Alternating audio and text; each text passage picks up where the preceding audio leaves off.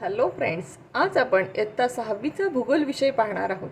आज आपल्याला या भूगोलातील पाठ पहिला पाहायचा आहे। या पहिल्या पाठाचे नाव आहे पृथ्वी आणि वृत्ते। आपला पहिला पाठ आहे पृथ्वी आणि वृत्ते। यात फर्स्ट दिलेला आहे आपल्याला नकाशाशी मैत्री। आधी आज आपल्याला थोडी नकाशाशी मैत्री करायची आहे। आपण भरपूर वेळा नकाशा पाहत असतो, परंतु त्या नकाशात आपल्याला दिशाच कळत नाही। तर पहा मित्रांनो, आपल्याला जोही नकाशा दिलेला असतो त्याच्यात सर्वात जी वरची दिशा असते तिला आपण उत्तर असं म्हणतो। त्यानंतरचा हा जो कोपरा दिसतो ह्या साईडचा, याला आपण ईशान्य दिशा असं म्हणतो। आपल्या ह्या साईडला पूर्व दिशा असते, खालच्या बाजूला इकडे आग्नेय असते आणि उत्तरेच्या अपोजिट दक्षिण दिशा असते। त्यानंतर ही आपली नैऋत्य आणि ही पश्चिम दिशा आहे। मित्रांनो, आपल्याला नकाशा वाचण्यासाठी सगळ्यात महत्त्वाचं दिशांचं वाचन करणं खूप गरजेचं असतं। नकाशामध्ये या ठिकाणी आपल्याला ब्ल्यू कलरमध्ये पॅसिफिक महासागर, अटलांटिक महासागर, दक्षिण महासागर, हिंदी महासागर, पॅसिफिक महासागर, या ठिकाणी आर्कटिक महासागर यासारखे आपल्याला महासागर या ठिकाणी दिसत आहे मित्रांनो। तर चला मग आपण काय म्हटलेलं आहे पाहूया। आकृती 1.1 चे निरीक्षण करून खालील प्रश्नांची उत्तरे सांगा। आता 1.1 मध्ये पहा, पहिले म्हटलेलं आहे आपल्याला नकाशात कोणकोणती शहरे दिसत आहे। आपला पहिला प्रश्न आहे नकाशात कोणकोणती शहरे दिसत आहे। या ठिकाणी बघा, हे जे पिंक कलरचे डॉट दिसत आहेत अतिशय लाईट पिंक कलर आहे। हा लाईट पिंक कलर म्हणजे शहर आहेत। काय आहेत ही? शहर आहेत। या ठिकाणी बघा, मग आपल्याला लिमा हे शहर दिसत आहे, सेंट पीटर्सबर्ग दिसत आहे, रोम दिसत आहे, हे किंबर दिसत आहे, आग्रा आणि पोर्ट ब्लेअर हे टोकियो इत्यादी शहरे आपल्याला या ठिकाणी नकाशामध्ये दिसत आहेत। आपल्याला दुसरा प्रश्न दिलेला आहे ताजमहल कोणत्या शहरात आहे। आता पहा, हे आपल्याला सगळ्यांना ताजमहलचं चित्र माहिती आहे। हे आहे ताजमहलचं चित्र। ताजमहलच्या जवळ आपल्याला पिंक कलरमध्ये कोणतं शहर दाखवलं आहे? आग्रा। म्हणजेच ताजमहल हा कोणत्या शहरात आहे? ताजमहल हा आग्रा या शहरात आहे। ताजमहल कोणत्या खंडात आहे? आता ताजमहलच्या शेजारी तुम्हाला बघा हे आशिया दिसतंय। हे कोणतं आहे? आशिया खंड आहे। मग आपला ताजमहल कोणत्या खंडात आहे? ताजमहल हा आशिया खंडात आहे। आपला चौथा प्रश्न आहे ताजमहल कोणत्या दिशेला आहे? या प्रश्नाला सेंट पीटर्सबर्ग येथील ग्रॅहम, किंबरतील कात्या, टोकियोतील मिचिको, पोर्ट ब्लेअरमधील मीनाक्षी यांची उत्तरे काय असतील? आता ताजमहल हा आपल्याला दाखवलेला आहे, पण या ताजमहलला हा जो आहे प्रश्न पहिला सेंट पीटर्सबर्ग येथील ग्रॅहम। आता सेंट पीटर्सबर्ग हे बघा, हे आहे आपलं सेंट पीटर्सबर्ग। यातील हा ग्रॅहम हा कोणत्या दिशेला आहे असं आपल्याला सांगणार आहे। यातील सेंट पीटर्सबर्ग आपल्याला सांगेल की त्याच्या आग्नेय दिशेला ताजमहल आहे असं तो आपल्याला सांगणार आहे। किंबर्लीतील कात्या, किंबर्ली बघा, आता किंबर्ली कुठे आहे आपलं? हे किंबर्लीतील कात्या। कात्या ही काय सांगणार आहे की माझ्या ईशान्य दिशेला आग्रा हे शहर आहे। ही या साईडला आहे, तिच्या ह्या साईडला आहे, म्हणजे या साईडला आपली कोणती दिशा आहे? ईशान्य। म्हणून ती कात्या काय म्हणेल की आमच्या ईशान्य दिशेला आग्रा आहे। टोकियोतील मिचिको, आता हे टोकियो यातील ही मिचिको, हे मिचिको काय म्हणणार आहे की तिच्या कोणत्या साईडला आहे ते? नैऋत्यला। कोणत्या साईडला म्हणेल ती? एक तर ती काय सांगेल, नाही तर मग माझ्या पश्चिमेला आहे, किंवा या साईडने म्हटली तर ती नैऋत्यला आहे असं आपल्याला म्हणणार आहे। त्यानंतर आपल्याला राहिली पोर्ट ब्लेअरमधील मीनाक्षी। ही जी पोर्ट ब्लेअरमधली मीनाक्षी आहे ही काय सांगणार आहे की माझ्या उत्तरेला आग्रा आहे। हिच्या वरच्या साईडला आहे म्हणून ती काय म्हणणार आहे? माझ्या उत्तरेला आग्रा आहे। या ठिकाणी प्रत्येकाचं उत्तर वेगवेगळं आहे। त्यांच्यासाठी आग्रा प्रत्येकासाठी आग्रा हे वेगवेगळ्या दिशेला आहे। आपला आता पुढचा प्रश्न आहे पाचवा, आग्रा येथील शाहीद नकाशातील इतर व्यक्तींची स्थाने त्यांच्यापासून कोणत्या दिशेला आहेत असे सांगेल?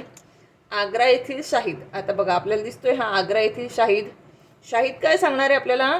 शाहीद म्हणेल टोकियोमधली मिचिको त्याच्या पूर्व दिशेला आहे। शाहीद काय म्हणणार आहे? टोकियोमधली मिचिको त्याच्या कोणत्या दिशेला आहे? पूर्व दिशेला आहे। पोर्ट ब्लेअरमधली मीनाक्षी त्याच्या कोणत्या दिशेला आहे? दक्षिण दिशेला आहे। किंबर्लीमधील कात्या त्याच्या कोणत्या दिशेला येणार आहे? नैऋत्य दिशेला राहणार आहे त्याच्यासाठी। आणि रोममधील हे जे आहे रोममधील नतालिया. रोममधील नतालिया त्याच्यासाठी कोणत्या दिशेला असेल? पश्चिमेला. सेंट पीटर्सबर्गमध्ये ग्रॅहम हा कोणत्या दिशेला येईल? त्याच्या वायव्य दिशेला राहणार आहे. आणि लिमामधील इरेंके ही कोणत्या दिशेला असणार आहे? हा त्याच्या पश्चिम दिशेला असणार आहे. आता आपला पुढचा प्रश्न आहे, रोममधील नतालिया व लिमामधील इरेंके एकमेकांच्या स्थानांच्या दिशेविषयी काय सांगतील? त्यांची उत्तरे सारखीच असतील का?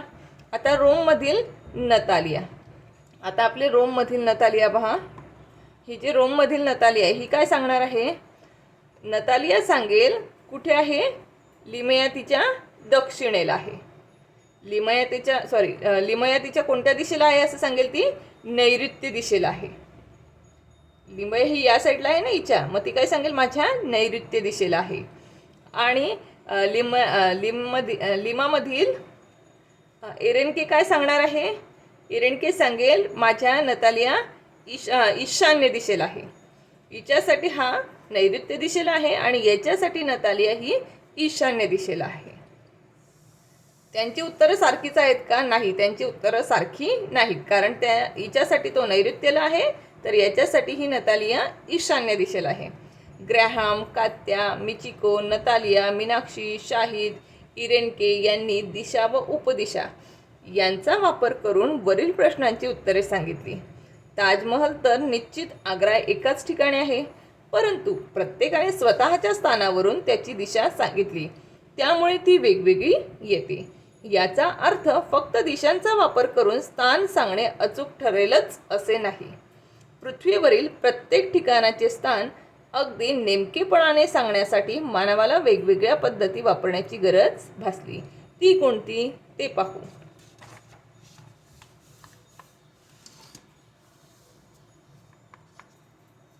आता बघा, आपल्याला थोडा विचार करायचा आहे. आपल्याला काय म्हटलं आहे? जरा विचार करा. शाळेतील पृथ्वी गोलाचे निरीक्षण करा. पुढील प्रश्नांवर चर्चा करा. आता आपण शाळेत प्रत्येकाने पृथ्वीगोल पाहिला आहे. तुमच्याही शाळेत पृथ्वीगोल आहेच ना. मग बघा, पृथ्वीगोलावरून आपल्याला काही प्रश्नांची या ठिकाणी आपल्याला उत्तरं द्यायची. आपल्याला म्हटलंय पृथ्वीगोलावर काही उभ्या व आडव्या रेषा आहेत. त्यापैकी कोणत्या रेषांची संख्या जास्त आहे? तुम्ही पाहिली असेल मित्रांनो, पृथ्वीवर आडव्या आणि उभ्या काही लाईन असतात, त्यांना आपण अक्षवृत्ते आणि रेखावृत्ते असे म्हणतो. याच्यात कोणत्या उभ्या किंवा आडव्या कोणत्या लाईन जास्त अशा आहेत असं म्हटलेलं आहे. यामध्ये मित्रांनो उभ्या लाईन्स जास्त असतात. कोणत्या लाईन जास्त असतात मित्रांनो? उभ्या लाईन जास्त असतात. या ज्या लाईन्स असतात आडव्या आणि उभ्या, या रेषांची नावे कशी लिहिली आहेत? या रेषांना आपण काय म्हणतो? रेखावृत्ते आणि अक्षवृत्ते. आडव्या ज्या बघा या आकृतीत दाखवलंय, ह्या अशा ज्या आडव्या ज्या लाईन्स असतात यांना आपण अक्षवृत्ते म्हणतो आणि या साईडने उभ्या ज्या लाईन्स येतात त्यांना आपण रेखावृत्त असं म्हणतो. या रेषांच्या नावांमध्ये कोणते साम्य व फरक आढळतो? पहा मित्रांनो, यामध्ये तुम्हाला रेखावृत्त आणि अक्षवृत्ते दिलेले आहेत. रेखावृत्त आणि अक्षवृत्ते यामध्ये फरक मी आधी तुम्हाला सांगणार आहे. रेखावृत्त हे काल्पनिक अर्धवर्तुळ असतं. रेखावृत्त हे कसे असतात? काल्पनिक अर्धवर्तुळ असतात. मी तुम्हाला एका पेजवर काढून दाखवते, तुमच्या लवकर लक्षात येईल. आधी आपण एक वर्तुळ काढून घेऊ. फक्त तुमच्या समजण्यासाठी म्हणून मी एक रफ फिगर काढते.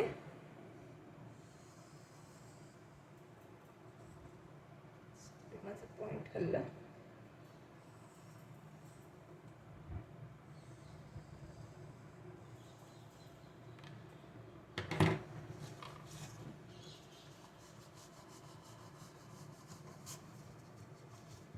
या ठिकाणी बघा, मी हा एक पृथ्वीचा गोल काढलेला आहे आणि अजून एक गोल मी या साईडला काढून घेणार आहे.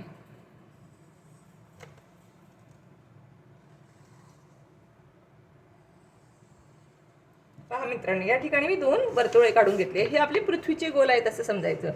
आता या ठिकाणून जे हे हाफ सर्कल्स जातात, अशी आडव्या ज्या लाईन्स जातील यांना आपण अक्षवृत्ते म्हणतो मित्रांनो.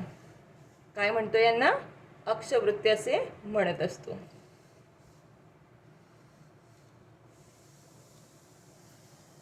ही अक्षवृत्ते आहेत.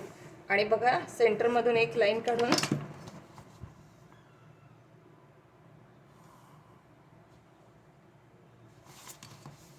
आता हा जो सेंटर आहे याला ह्या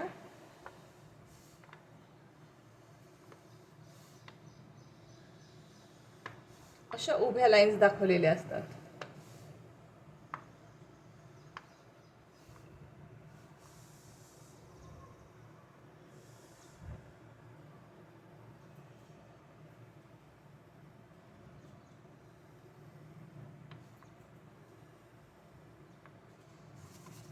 ह्या ज्या आडव्या लाईन्स दाखवलेल्या आहेत यांना अक्षवृत्ते म्हणतात. आणि ह्या ज्या उभ्या लाईन दाखवलेल्या आहेत यांना रेखावृत्ते असं म्हणतात. येते मित्रांनो लक्षात? आडव्या आणि उभ्या लाईन्स आहेत. आडव्या आणि उभ्या लाईन्स यांना अक्षवृत्ते आणि रेखावृत्ते म्हणतात. यांच्यातील सर्वात महत्त्वाचा फरक, अक्षवृत्ते ही वर्तुळाकार असतात. अक्षवृत्ते बघा, कारण आपली पृथ्वी गोल आहे, पृथ्वीच्या त्या पूर्ण असं गोल वर्तुळ असतात. ही जे आडवे ज्या रेषा आहेत ह्या कशा असतात, पृथ्वीच्या पूर्ण अशा गोल भागात असतात. म्हणजे ह्या रेषा कशा असतात, वर्तुळाकार असतात. अक्षवृत्तेच्या रेषा कशा असतात या ठिकाणी आपण म्हणू शकतो. आपल्याला फरक विचारलाय ना, मग आपण फरक म्हणूया. अक्षवृत्ते आणि रेखावृत्ते. आता यात बघा फरक काय आहे. पहिला यात आपण म्हणू शकतो काल्पनिक वर्तुळाकार असतात. अक्षवृत्ते कशी असतात, अक्षवृत्ते काल्पनिक वर्तुळाकार. आणि ही कशी असतात मित्रांनो, अर्धच असतात. ही कशी असतात, अर्धवर्तुळ असतात. मग आपण या साईडला म्हणू शकतो काल्पनिक अर्धवर्तुळ. कशी असतात, ही काल्पनिक अर्धवर्तुळ असतात. ही आपल्या पृथ्वीच्या गोलाचं हे फक्त सरळ अशा अर्ध रेषा असतात, म्हणून या अर्धवर्तुळाकार असतात. आणि हे पूर्ण वर्तुळाकार असतात अक्षवृत्ते. आपला पुढचा फरक म्हणता येईल, अक्षवृत्ते ही 181 असतात. 181 अक्षवृत्ते असतात. 181 अक्षवृत्ते आहेत. आणि रेखावृत्त मित्रांनो आपले 360 असतात. 360 रेखावृत्त आहेत. हा झाला मित्रांनो आपला फरक. आपल्याला या ठिकाणी यातला फरक आहे. आता आपल्याला साम्य विचारलेलं आहे. साम्य, ह्या दोघांमधलं साम्य एक आहे की हे दोघं ह्या ज्या दोघं वृत्ते आहेत, अक्षवृत्ते आणि दोघं रेखावृत्ते, हे दोघं वृत्ते ह्या पृथ्वी गोलावरच असतात. यातील हे मोठं साम्य एकच आहे की हे दोघं कुठे असतात, पृथ्वी गोलावरच असतात. यातील ते साम्य आहे. तर चला मित्रांनो पुढे बघूया. पुढचं म्हटलेलं आहे, अशा रेषा पृथ्वीवर प्रत्यक्ष काढता येतील का? तर बघूया मित्रांनो आपण. बघा आकृती 1.2. आकृती 1.2 ही दाखवलेली आहे. या ठिकाणी बघा पृथ्वीच्या पूर्व, पश्चिम व उत्तर, दक्षिण या व्यासांची लांबी दाखवली आहे. आता जे आहे मित्रांनो तुमचं हे बघा, या ठिकाणी उत्तर दक्षिण दाखवली आहे 12,714 किलोमीटर. काय दाखवली मित्रांनो, 12,714 किलोमीटर. आणि या साईडची दाखवली आहे तुम्हाला 12,756 किलोमीटर. हा एवढा मोठा असा प्रचंड असा हा पृथ्वीचा आकार आहे. यावरून तुम्हाला पृथ्वीच्या प्रचंड आकारमानाची कल्पना येईल. पृथ्वीच्या पृष्ठभागावरील महासागर, जमिनीचा उंच सखल भाग, वने, इमारती व असंख्य लहान मोठी बेटे यामुळे पृथ्वीवर प्रत्यक्ष आपल्याला अशा आडव्या व उभ्या रेषा काढणे शक्य नाही. आपण जी ही अक्षवृत्ते आणि रेखावृत्ते म्हटली, ही ह्या पृथ्वीवरील वने, इमारती, डोंगर, दऱ्या, समुद्र, बेट या सगळ्यांमुळे आपल्याला प्रत्यक्ष अशा पृथ्वीवर आडव्या आणि उभ्या लाईन्स काढता येतील का? नाही. आपण प्रत्यक्ष अशा आडव्या आणि उभ्या लाईन काढू शकत नाही. यावर उपाय म्हणून पृथ्वीची प्रतिकृती म्हणजेच आपण जो ग्लोब घेतो, पृथ्वीचा गोल, पृथ्वी गोल मानवाने निर्माण केला. प्रत्यक्ष पृथ्वीवर आपण लाईन काढू शकत नाही. मग मानवाला आता याच्यासाठी पर्याय काय करायचा, त्यावर मानवाने पर्याय म्हणून पृथ्वी गोल निर्माण केला. पृथ्वीवरील स्थान निश्चिती करण्यासाठी त्याचा उपयोग होतो. पृथ्वी गोलामुळे आपल्याला 2 ठिकाणांमधलं स्थान निश्चित करता येतं, अंतर निश्चित करता येतं. पृथ्वी गोलावर काढलेल्या या रेषा प्रत्यक्ष पृथ्वीवर नाहीत. प्रत्यक्ष पृथ्वीवर अशा रेषा काढता येत नाही, ही गोष्ट लक्षात ठेवा. याचं कारण या ठिकाणी तुम्हाला दिलेलं होतं.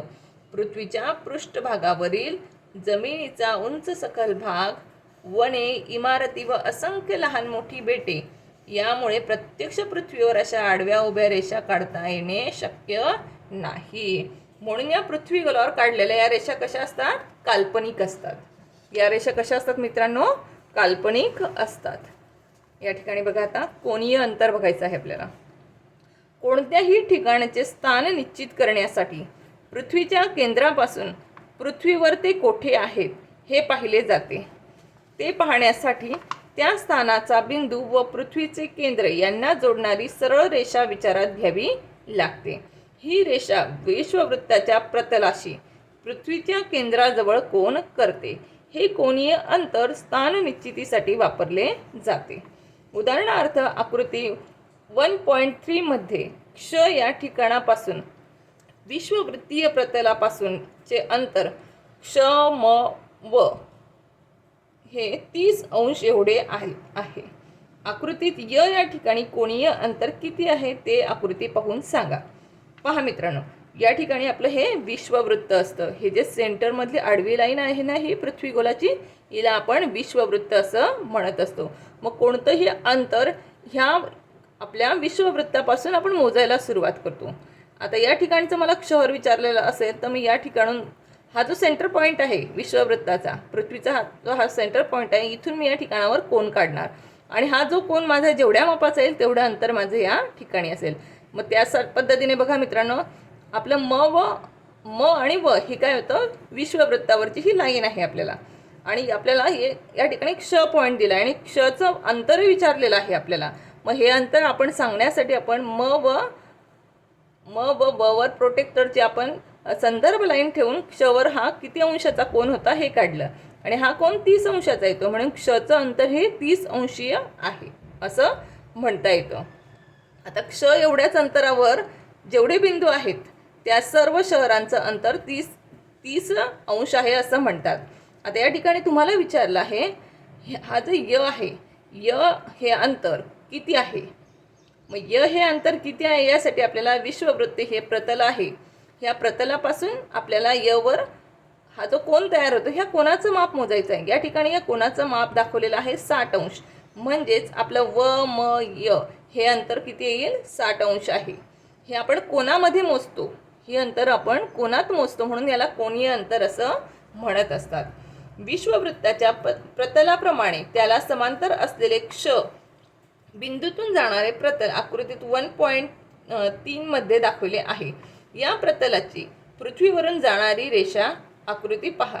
या रेषेवरील पृथ्वीवर असणारा कोणताही बिंदू पृथ्वीच्या केंद्राशी 30 अंशाचाच कोन करतो. मी तुम्हाला या ठिकाणी सांगितलं होतं, यामधून जाणारा कोणताही बिंदू हा 30 अंशाचाच कोन करतो.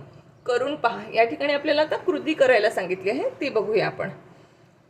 आकृती 1.4चा वापर करून खालील कृती करा. आता आपल्याला आकृती 1.4 मध्ये जी कृती करायला सांगितली ती आपण करणार आहोत. क्ष या केंद्रापासून वर्तुळाच्या उत्तर भागात दोन्ही बाजूंवर W1 व W2 च्या आधारे 20 अंशीय कोन काढा. आता आपल्याला या ठिकाणी 20 अंशीय कोन काढायला सांगितलं आहे. तर चला मित्रांनो, आपण आकृतीमध्ये 20 अंश ज्याप्रमाणे आपल्याला सांगितलं त्याप्रमाणे आपण करत जाऊया. आता या ठिकाणी आपल्याला 20 अंशाचा कोन कुठे काढायला होत आहे? W1 व W2 च्या आधारे 20 अंशीय कोन काढा. कोणत्या साईडला म्हटलं आहे? क्ष या केंद्रबिंदूपासून वर्तुळाच्या उत्तर भागात. उत्तर म्हणजे वरची बाजू, उत्तर म्हणजे वरची दिशा आहे. वरच्या दिशेला आपल्याला क्ष या केंद्रापासून वर्तुळाच्या W1 व W2 यांच्या आधारे 20 अंशाचा कोन काढायचा आहे. मग पहा मित्रांनो, हे जे प्रोटेक्टर आहे याला आपण कोनमापक असं म्हणतो. या कोनमापकाचा आपण जो सेंटर पॉईंट आहे हा क्षवर ठेवलेला आहे आणि खालची लाईन ही W1 व W2 वर अगदी सरळ घेतलेली आहे. आता ह्या एकाच वेळी आपल्याला दोघं साईडचा कोन काढता येणार आहे. तो बघूया आपण. पहा, ही सरळ लाईन मी घेतली आहे, दिसते मित्रांनो. आता मला ह्या शून्यापासून 20 अंशाचा कोन घ्यायचा आहे. किती अंशाचा कोन घ्यायचा आहे मला? 20 अंशाचा कोन घ्यायचा आहे. सेम प्रोसेस मला या साईडलाही 20 अंशाचाच कोन घ्यायचा आहे. मी दोघं साईडला पॉईंट देऊन घेतलेले आहेत. आता बघा मी हे जे पॉईंट दिलेले आहेत, आता हे पॉईंट मला जोडून घ्यायचे आहेत. या ठिकाणी बघा मी हे दोघं पॉईंट जोडून घेणार आहे.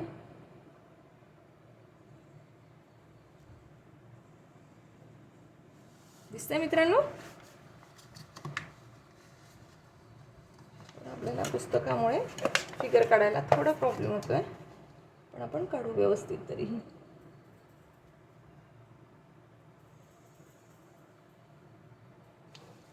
पहा मित्रांनो, या ठिकाणी आपण हे 20 अंशाचे कोन काढलेले आहेत. W1 व W2च्या आधारे आपण 20 अंशाचा हा कोन काढलेला आहे. किती अंशाचा कोन आहे आपला? 20 अंशाचा आहे. दोघं साईडला हे कोन काढले आपण. त्यांना Q1 व Q2 अशी नावे द्या. मग आपण याला Q1 म्हणूया. या पॉईंटला आपण म्हटलं Q1 आणि या पॉईंटला आपण म्हटलं Q2. दिसतंय मित्रांनो? याला आपण Q1 म्हटलं, याला आपण Q2 म्हटलं. आता नंतर आपल्याला म्हटलंय Q1 आणि Q2 यांना जोडणारे लंबवर्तुळ काढा. आता या दोघं पॉईंट्सला जोडणारे आपल्याला एक लंबवर्तुळ काढायचं आहे. आपण समजण्यासाठी म्हणून फक्त एक रफ फिगर काढत आहोत मित्रांनो, की जेणेकरून तुमच्या लक्षात येईल.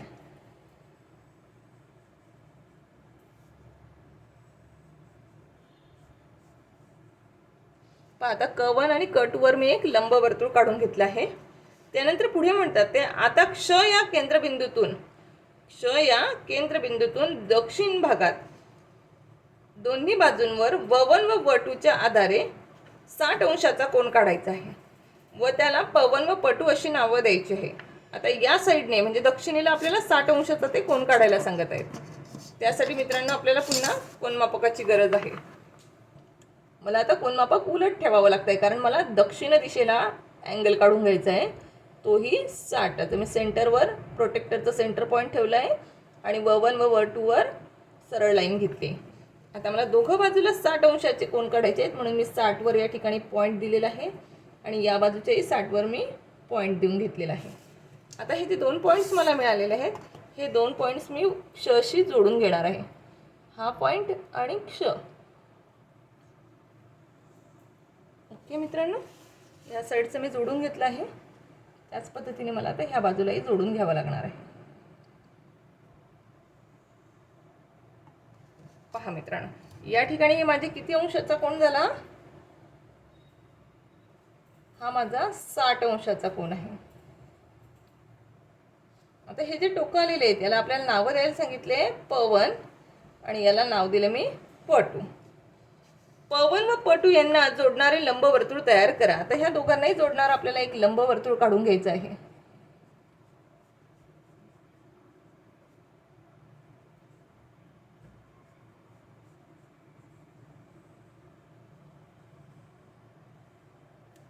दिसतंय मित्रांनो? यांनी सांगितल्याप्रमाणे आपण फिगर काढून घेतलेली आहे. चला बघूया पुढे काय म्हणतात हे. आता बघा, सांगा पाहू. तर काय विचारलं आहे? Q1 व Q2 तसेच P1 व P2 यामधील अंतर सारखे आहे का? Q1 व Q2 आधी आपल्याला अंतर मोजावे लागतील. मग बघा, Q1 वर मी पॉईंट ठेवली फर्स्ट लाईन आणि Q2 वर मी घेतलं तर हे अंतर येते माझं 7.4. 7.4 येते. माझं हे अंतर किती आलं मित्रांनो? 7.4. आता P1 आणि P2चं अंतर मोजूया आपण.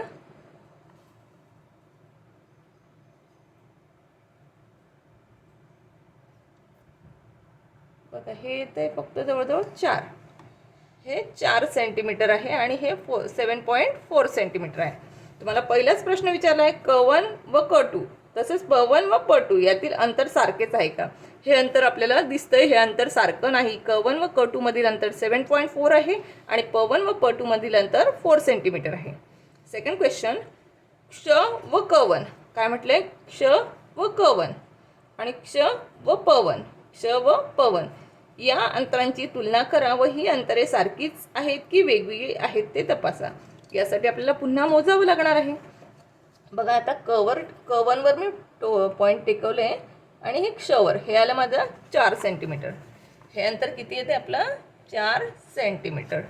आता प1 व क्ष हे अंतरही आपण मोजून घेऊया. प1 आणि क्ष बघा हेही अंतर आपलं 4 सेंटीमीटर झालं. म्हणजेच आपल्या प्रश्नाचं उत्तर आहे की ही अंतर कशी आहेत सारखीच आहेत. क्ष पासून ते क1 पर्यंतचं अंतर आणि क्ष पासून ते प1 पर्यंतचं अंतर ही अंतरं कशी आहेत सारखीच आहेत. आता तुम्ही काढलेल्या लंबवर्तुळांची तुलना करा. आता पुढचा प्रश्न आहे आता तुम्ही काढलेल्या लंबवर्तुळांची तुलना करून ती सारखी आहेत की लहान मोठी आहेत ते तपासा. आपल्याला हा फरक न मोजताही डोळ्यांनी लक्षात येतोय. क1 व क2 वरील वर्तुळ कसं आहे मोठं आहे आणि प1 व प2 वरील वर्तुळ लंबवर्तुळ कसं आहे मित्रांनो लहान आहे. आता शेवटचा प्रश्न आहे असे असण्याचे कारण काय. असे असण्याचे कारण काय आहे.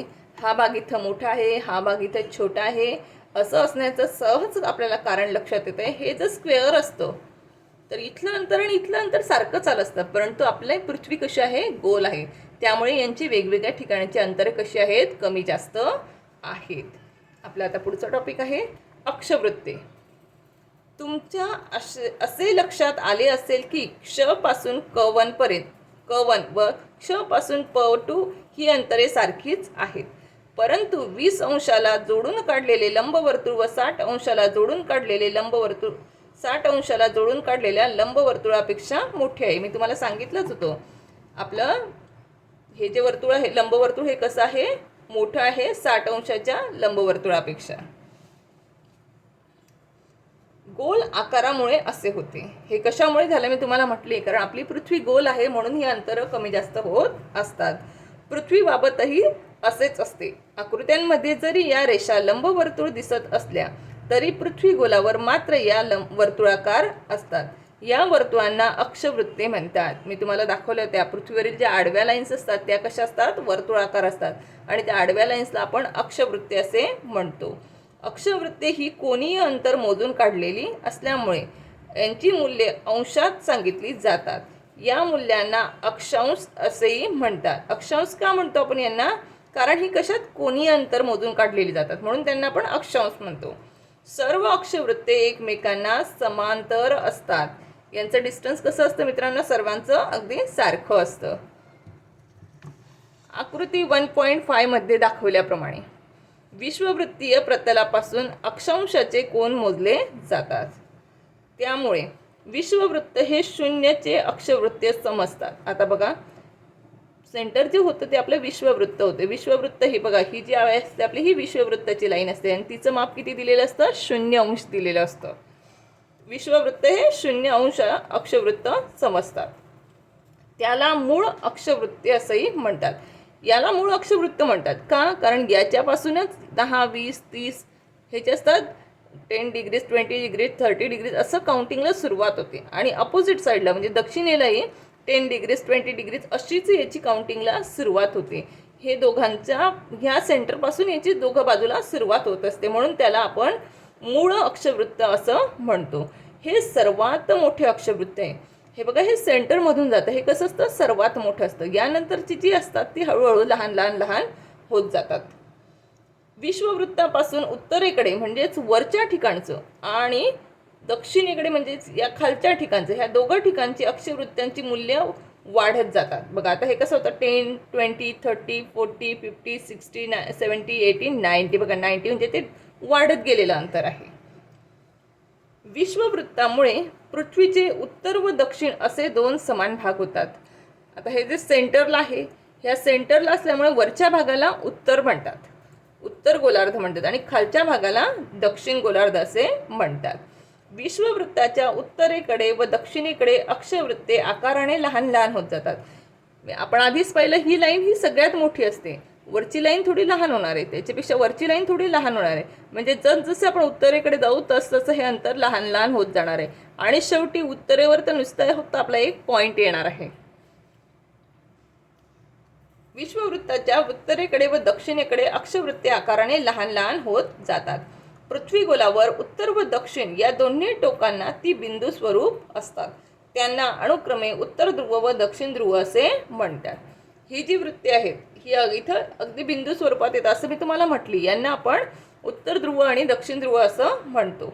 अक्षवृत्तांची मूल्ये सांगताना ती अक्षवृत्ते उत्तर गोलार्धात आहेत की दक्षिण गोलार्धात आहेत हे सांगणे आवश्यक असतं. आता मी जर म्हटली 10° अक्षवृत्त, 10° 20° अक्षवृत्त. पहा मित्रांनो, या ठिकाणी 10° आहे आणि याच्या या साईडला 10° येणार आहे, याच्या पुढे हे 20° येणार आहे, याच्या पुढे हे 30° येणार आहे. मग आता इकडचं 10° की खालचं 10° की वरचं 10° हे आपल्याला समजायला कन्फ्यूज होईल, असं व्हायला नको. म्हणून यासाठी आपण काय करतो बघा, वृत्तांची मूल्ये सांगताना ती अक्षवृत्ते उत्तर गोलार्धात आहेत की दक्षिण गोलार्धात आहे हे सांगणे आवश्यक असते. उत्तर गोलार्धातील अक्षवृत्तांची 5° उत्तर, 15° उत्तर, 30° उत्तर, 50° उत्तर, तर दक्षिण गोलार्धातील 5° दक्षिण, 15° दक्षिण, 30° दक्षिण, 50° दक्षिण असा उल्लेख केला जातो. वरच्या बाजूला असेल तर त्याच्यासोबत आपण उत्तर असं म्हणू. 30° उत्तर, 40° उत्तर, 50° उत्तर. खालच्या बाजूला असेल तर दक्षिण लावायचं. 30° दक्षिण, 40° दक्षिण येते मित्रांनो. त्यामुळे ते खालचं अंतर आहे की वरचं अंतर आहे या उत्तर आणि दक्षिण लावल्यामुळे आपल्याला ते समजते.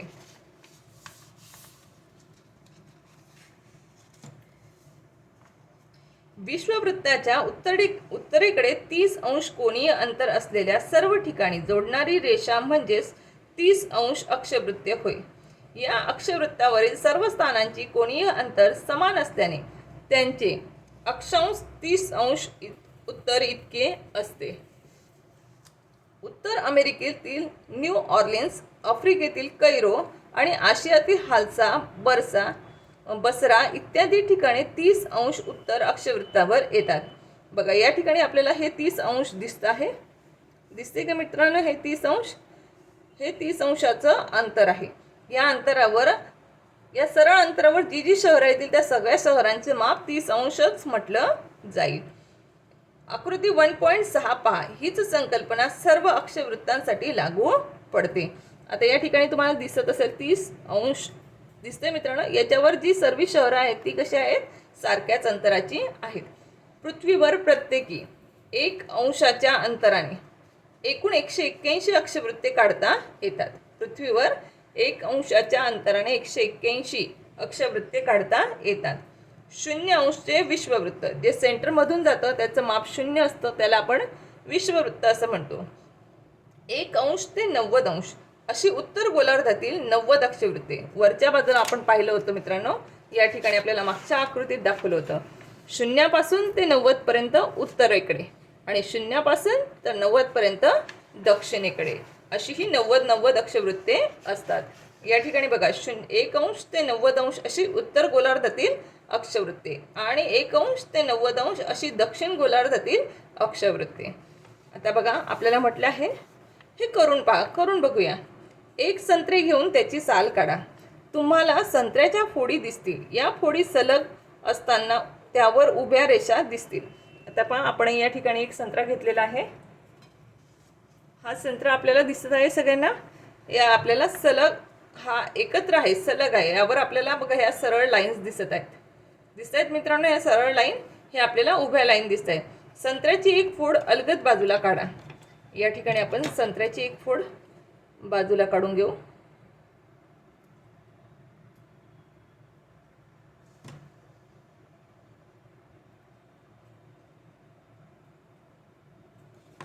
थांबा मित्रांनो, आपण एक फोड बाजूला काढणार आहोत.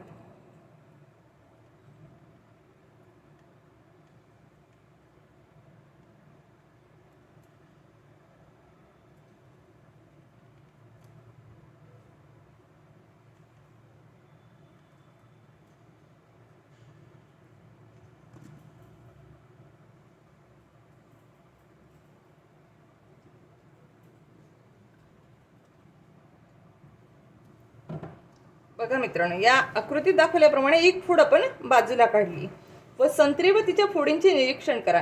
ही तुम्हाला पूर्ण संत्री दिसत आहे, तिची ही एक बाजूला काढलेली फोड दिसत आहे. फोडीच्या दोन्ही टोकांमध्ये मध्यभागी असणारा आकार सारखाच आहे की वेगळा आहे याचे निरीक्षण करा. बघा, या ठिकाणी वरचा भाग आणि खालचा भाग हे अगदी दोघं टोकं असतात. फोड काढल्यानंतर संत्र्यावर तयार झालेल्या खाचेचा कोन वेगवेगळ्या ठिकाणी सारखाच आहे का? कोण प्रत्येक ठिकाणी तुम्हाला सारखाच आहे का याचं निरीक्षण करायचं आहे. संत्र्याची एकूण फोड किती आहेत हे मोजा. आपल्याला संत्र्याची, तुम्ही घरी हा प्रयोग करायचा आहे. संत्र्याची साल काढायची आहे आणि त्यावर किती फोडी आहेत त्याचं तुम्हाला निरीक्षण करायचं आहे. संत्री गोलाकार असल्याने, आता पहा, संत्री गोलाकार असल्याने त्याचा आडवा छेद घेतला तर संत्र्याचा वर्तुळ दिसेल. वर्तुळाचे अंशात्मक मूल्य 360 असते. हा जो संत्री आहे याला जर आपण आडवा कापला तर ते 2 गोल फोडी दिसतील आपल्याला. हाफ हाफ सर्कलमध्ये 2 गोल दिसतील. आता बघा हे गोल कसं आहे, वर्तुळाचं अंशात्मक मूल्य 360 असतं. आपल्या पूर्ण वर्तुळाचं माप 360 अंश असतं. पृथ्वीच्या संदर्भाने सुद्धा तसेच 360 विचारात घ्यावे लागते. आपण पृथ्वीचा गोल आहे असा विचार केलेला आहे म्हणून आपल्याला पृथ्वीचं मापही 360 अंशच घ्यावे लागते. आकृती 1.8 मध्ये दिलेले कोण य र ल, काय म्हटले आपल्याला आकृती 1 मध्ये बघा, य र आणि ल व प फ ब, प फ आणि ब, नंतर क ख ग, क ख आणि ग, हे तीनही कोण समान मूल्याचे आहेत. बघा तिघांची माप 50 अंश 50 अंश 50 अंश आपल्याला दिली आहेत. या कोणांचे अंतर 50 अंश आहे. परंतु पृथ्वी गोलावर जर आपण य ल, य आणि ल हे अंतर,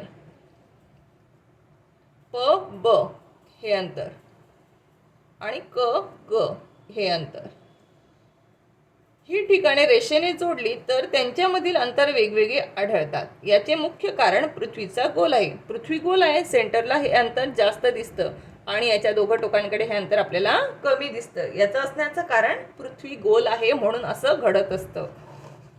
आकृती 1.9चा वापर करून पुढील कृती करा. आकृतीमधील अ म रेषा लक्षात घ्या. बघा आता आपल्याला या ठिकाणी ह्या फिगरचा विचार करायला सांगितलेला आहे. काय म्हटले आपल्याला, अ म रेषा लक्षात घ्या, ती 0 अंश दाखवते. अ म बघा ही छोटी लाईन दिसते, अ ते म, ही किती अंश दाखवते, 0 अंश आपल्याला दाखवते. आता म ब जोडा. म आणि ब आपल्याला काय सांगितलेली आहे, जोडायला सांगितलेली आहे. आपण जोडून घेऊया मग ती सांगितल्याप्रमाणे. म आणि ब या लाईन्स काय करणार आहोत, आपण जोडून घेणार आहोत. पहा या ठिकाणी म आणि ब हे जोडलंय मी. म ब रेषेने अ म शी केलेला कोन मोजा. आता हा आपल्याला कोन मोजायचा आहे म्हणून मला काय करावं लागेल, ही रेषा थोडी वाढवून घ्यावी लागणार आहे. आता आपण ही रेषा वाढवणार आहोत. त्यासाठी मला लाईन वाढवावी लागेल. आधी आपण मोजून बघूया. बघा म ब रेषेने अ म शी केलेला कोन, मला कसं पकडावं लागेल, हे या साईडने अपोजिट डायरेक्शनने पकडावं लागेल. म वर सेंटर पॉईंट ठेवावं लागेल आणि ब च्या साईडला सरळ ही लाईन घ्यावी लागेल. आता बघा, आता ही जी माझी लाईन आहे ही कितीवर आली आहे हे मला मोजायचं आहे.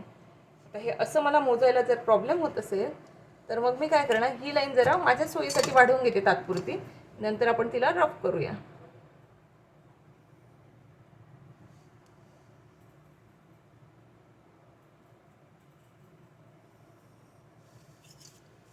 ठीक आहे.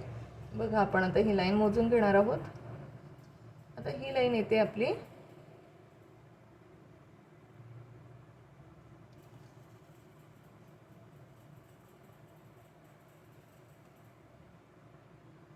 ही लाईन आलेली आहे 75 वर.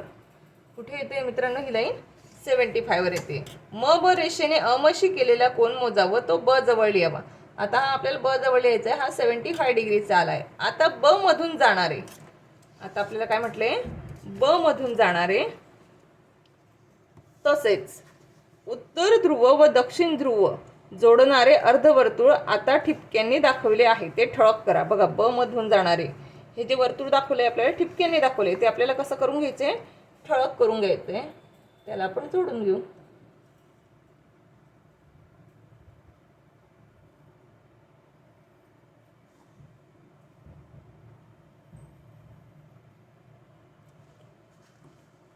ठळक केलात आपण ते. आता म क जोडा. म आणि क जोडायला लावलंय, तर आपल्याला म आणि क जोडून घ्यायचं आहे. म क रेषेने अमशी केलेला अ म क हा कोण आपल्याला मोजायचा आहे. आपल्याला त्याच पद्धतीने पुन्हा प्रोटेक्टर ठेवावं लागणार आहे.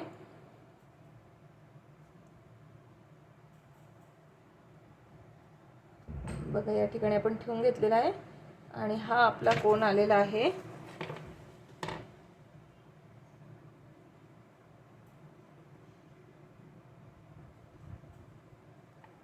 या शून्याकडून आपण मोजत आलो 85चा. हा आपला कोण आला 85 अंशाचा आणि तो आपल्याला क च्या जवळ लिहायला लावलाय म्हणून आपण क जवळ लिहिणार आहोत. हा आपला 85 अंशाचा कोण आलेला आहे. क च्या जवळ लिहा. आता क मधून जाणारे तसेच उत्तर ध्रुव व दक्षिण ध्रुव जोडणारे अर्धवर्तुळ काढा. आता क मधून जाणारं उत्तर ध्रुव आणि दक्षिण ध्रुव यांना जोडणारं आपल्याला वर्तुळ काढायचं आहे. मग मी याचा थोडासा वापर करून घेते.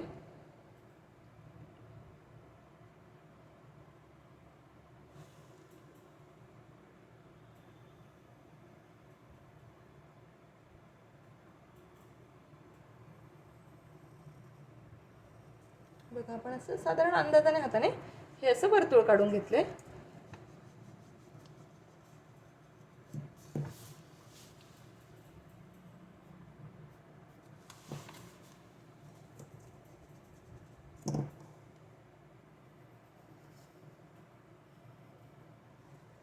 बघा या ठिकाणी आपण हे वर्तुळ काढलं आहे. यांनी सांगितलं होतं आपल्याला अमशी केलेला. हां आता जवळ लिहा. क मधून जाणारे उत्तर ध्रुव दक्षिण ध्रुव जोडणारे अर्धवर्तुळ काढा. आपण हे अर्धवर्तुळ काढलेलं आहे. आता 0 या बिंदूमधून जाणारी उत्तर ध्रुव व दक्षिण ध्रुव यांना जोडणारी रेषा काढा. 0 मधून जाणारी उत्तर ध्रुव व दक्षिण ध्रुव यांना जोडणारी आपल्याला रेषा काढायची आहे. या ठिकाणी आपण आता ही रेषा काढून झालेली आहे. चला पुढे काय म्हणता येते. आता पहा मित्रांनो, आता रेखावृत्त तुमच्या असे लक्षात येईल की अ ब क हे पृथ्वीच्या म या केंद्रापाशी विश्ववृत्ताच्या प्रतलावर होणारे कोन आहेत. अ ब क बघा आपण बघूया. अ ब क हे जे पृथ्वीचं प्रतल आहे म मधून जाणारं याच्या केंद्राशी हे होणारे काय आहेत. या ठिकाणी हे कोन तयार होत आहेत. या ठिकाणी आपल्या 75 अंशाचा कोन आला. या ठिकाणी हा 85 अंशाचा कोन आपला आलेला आहे. या बिंदूतून उत्तर व दक्षिण ध्रुवांना जोडणाऱ्या अर्धवर्तुळाकार रेषा काढतात येतात. याप्रमाणे अम पासून प्रत्येक अंशावर अर्धवर्तुळे काढता येतात. त्यांना रेखावृत्त म्हणतात.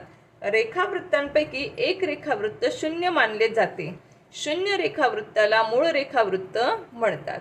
या रेखावृत्तापासून इतर रेखावृत्तांचे कोनीय अंतर अंशामध्ये सांगितले जातात. त्यांना रेखांश म्हणतात. जसे तुम्ही आकृती 1.9 ची कृती करताना मोजले. 0 अंश रेखावृत्त व 180 अंश ही रेखावृत्ते पृथ्वी गोलावर एकमेकांसमोर येतात. त्यांच्यामुळे तयार होणारे वर्तुळ पृथ्वीचे पूर्व गोलार्ध व पश्चिम गोलार्ध अशी विभागणी करते. अक्षवृत्ते जशी ध्रुवाकडे लहान लहान होत जातात तशी रेखावृत्ते लहान होत नाही. सर्व रेखावृत्ते आकाराने सारखीच असतात.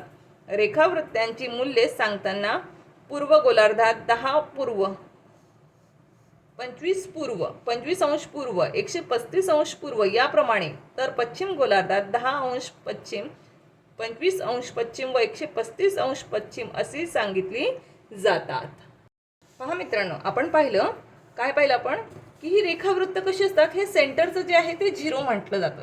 हे सेंटरचे जे मूळ आहे रेखावृत्त हे 0 असतं. आपण या ठिकाणी पण पाहिलं होतं. हे विश्ववृत्त एक सेंटरमधून जात होती ही लाईन, हिला सुद्धा आपण 0 असं म्हणत होतो. नंतर या ठिकाणी 10, 20, 30, 40 अशी मापं वाढत जात होती. बरोबर. या ठिकाणी मित्रांनो पहा, हे जे अक्षवृत्त होती ही वरवर जाताना लहान लहान होत होती. मात्र रेखावृत्त ही कुठेही लहान होत नाही. यांचं सर्व अंतर सारखंच असतं. या सगळ्या रेखावृत्ते सारख्याच लांबीच्या असतात. यांची लांबी कमी जास्त नसते. या ठिकाणी बघा, ह्या अक्षवृत्तापेक्षा हे अक्षवृत्त लहान, याच्यापेक्षा हे लहान, याच्यापेक्षा हे लहान आणि हे उत्तर ध्रुवाकडचं तर सर्वात लहान आणि दक्षिण ध्रुवाकडचंही सर्वात लहान. तशी रेखावृत्त नसतात. सर्व रेखावृत्तांची लांबी सारखीच असते. बघा हे जे संत्री आहे, ह्या संत्रीवरची प्रत्येक लाईन्सचं जर माप मोजलं तर हे सर्व माप कशी असतात, सारखीच असतात. त्याचप्रमाणे बघा ही ही जी शून्य आहे, हे शून्य काय आहे, याला मूळ रेखावृत्त म्हणतात. याला काय म्हणतात, मूळ रेखावृत्त म्हणतात. या रेखावृत्तांपासून इतर रेखावृत्तांची कोणीय अंतरे अंशामध्ये सांगितली जातात. ही मापं कशी सांगितली जातात, अंशात सांगितली जातात, म्हणून त्यांना रेखांश असे म्हणतात. येते मित्रांनो लक्षात. आता या मूळ रेखावृत्तामुळे याचे दोन भाग पडतात. हा या साईडचा एक भाग आणि या साईडचा एक भाग असे भाग होत असतात मित्रांनो. ज्याप्रमाणे याला आपण उत्तर ध्रुव आणि दक्षिण ध्रुव असं म्हणत होतो. बरोबर आहे मित्रांनो. या ठिकाणी आपण पाहिलं होतं ना, हे उत्तर ध्रुव आणि हा दक्षिण ध्रुव आहे.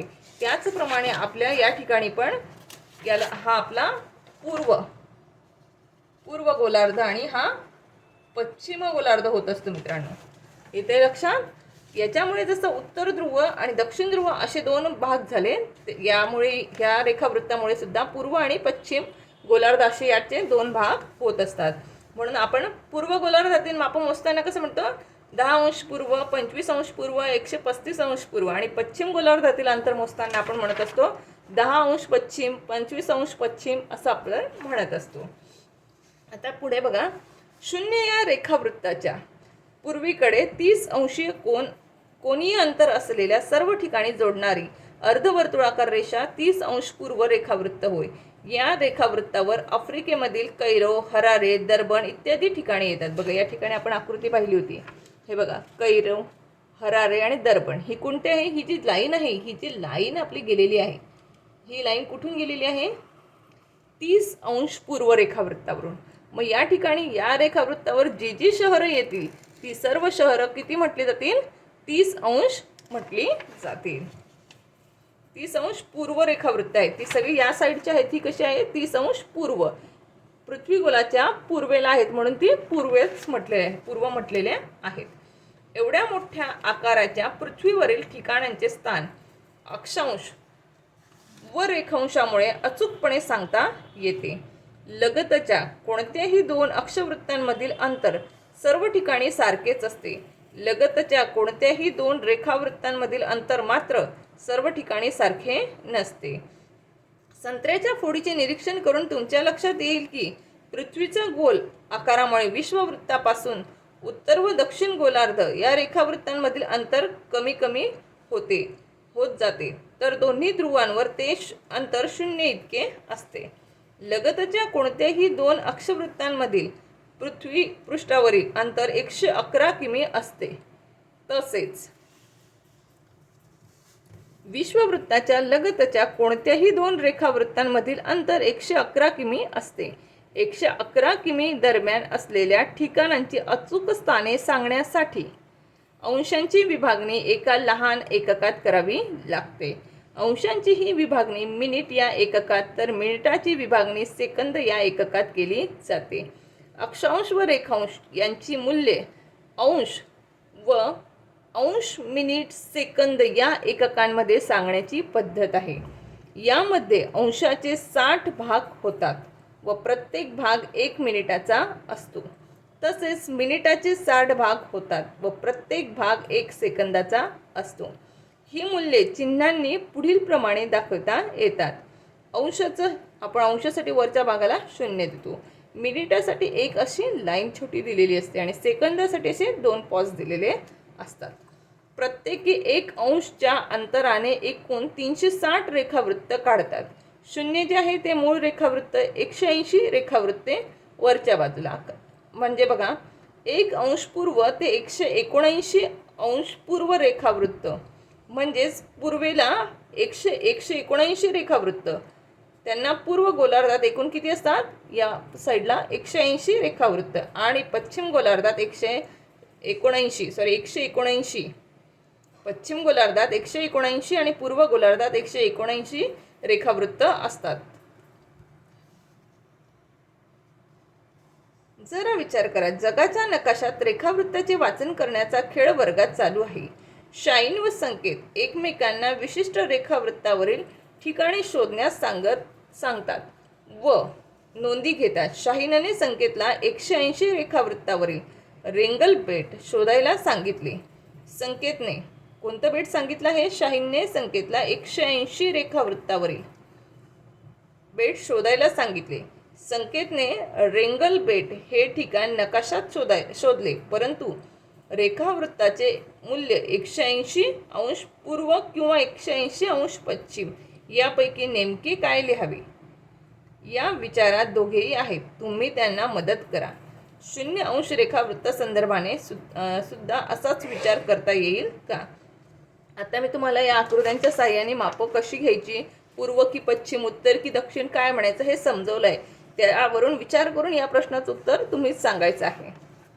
माहीत आहे का तुम्हाला, कोणत्याही 2 रेखावृत्तात दरम्यानचे अंतर हे अक्षवृत्ताप्रमाणे बदलत जाते. विश्ववृत्तावर हे अंतर सर्वाधिक असते, तर ध्रुवावर हे अंतर 0 असते. विश्ववृत्त 111 किमी, कर्कवृत्त मकर वृत्त 102 किमी, आर्किटिक आणि अंटार्क्टिक वृत्त 44 किमी, उत्तर व दक्षिण ध्रुव 0 किमी. पुढचं टॉपिक आहे वृत्तजाळी. आता वृत्तजाळी म्हणजे काय? पृथ्वी गोलावरील अक्षवृत्ते व रेखावृत्ते यांच्यामुळे वृत्तजाळी तयार होते. हे आडवे आपले अक्षवृत्त आहेत आणि ह्या उभे सगळे रेखावृत्त आहेत. पृथ्वीवरील स्थान निश्चितीसाठी या वृत्तजाळीचा उपयोग होतो. आकृतीत 1.10 पाहता, ही 1.10 आहे. मी तुम्हाला म्हटली या सर्व आडव्या लाईन काय आहेत? हे अक्षवृत्त आहेत आणि या सर्व उभे लाईन्स काय आहेत? रेखावृत्त आहेत. अशा प्रकारे आपण पृथ्वीवरील स्थान निश्चितीसाठी अक्षांश व रेखांश यांचा वापर करतो. आजच्या आधुनिक युगात सुद्धा ही पद्धत अत्यंत प्रभावीपणे वापरात आहे. भौगोलिक माहिती प्रणाली GIS, जॉग्राफिकल इन्फॉर्मेशन सिस्टीम व जागतिक स्थान निश्चिती प्रणाली GPS म्हणजे ग्लोबल पोझिशनिंग सिस्टीम, तसेच इंटरनेटवरील गुगल मॅप, विकिमॅपिया व इस्रोच्या भुवन या संगणकीय नकाशा प्रणालीमध्ये अक्षवृत्ते व रेखावृत्ते यांचा वापर करण्यात येतो. आपल्या रोजच्या वापरातील मोबाईल व मोटारीमध्येही या तंत्रज्ञानाचा वापर केला जातो. माहीत आहे का तुम्हाला? भौगोलिक स्थान निश्चितीची प्रणाली भारतीय प्रणाली. भौगोलिक स्थान निश्चिती प्रणाली या तंत्रज्ञानात भारताने स्वयंसिद्धता प्रस्थापित केली आहे. यासाठी भारत स्वतःच्या 7 कृत्रिम उपग्रहांची यंत्रणा वापरणार आहे. या प्रणालीमुळे दक्षिण आशियातील प्रदेश व बहुतांश हिंदी महासागरातील स्थान निश्चिती अचूकपणे करणे शक्य होणार आहे. अशा पद्धतीने मित्रांनो, आज आपण या पाठामध्ये रेखावृत्त, अक्षवृत्त कोणाला म्हणतात, त्यांच्या माहिती, वृत्तजाळी कशी होते, त्यामुळे आपल्याला एखाद्या ठिकाणाचं अचूक माप कसं काढता येतं याविषयी आपण सर्व माहिती पाहिलेली आहे. हा पाठ तुम्ही अतिशय पुन्हा मन लावून वाचून काढा मित्रांनो. धन्यवाद. थँक्यू. बाय.